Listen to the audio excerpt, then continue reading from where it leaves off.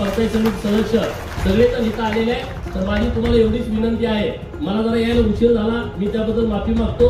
कारण आजच आमच्या पार्टीचं प्रदेशची बैठक होती, पहिलीच मीटिंग होती आणि काल साहेबांच्या सोबतच यायचं ठरलं होतं.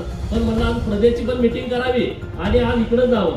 परत हेलिकॉप्टरमध्ये बसायची भीती, कारण साहेबांचे चिरंजीव माझ्या शेजारी होते सुजय साहेब. ते म्हणले मी आता हेलिकॉप्टरने विमान वापरायचं बंद केलंय. माझ्या पोटात गोळा झाला. आता मला जायचं कसं? तर म्हणलं आता जतला पाणी येणार आहे आणि जलसंपदा खात्याचे मंत्री साहेब येणार आहेत. त्यामुळं जतसाठी मागं बघायचं नाही. वाटतं ते झालं तरी जतला पाणी पोहोचवल्याशिवाय आपण व्हायचं नाही.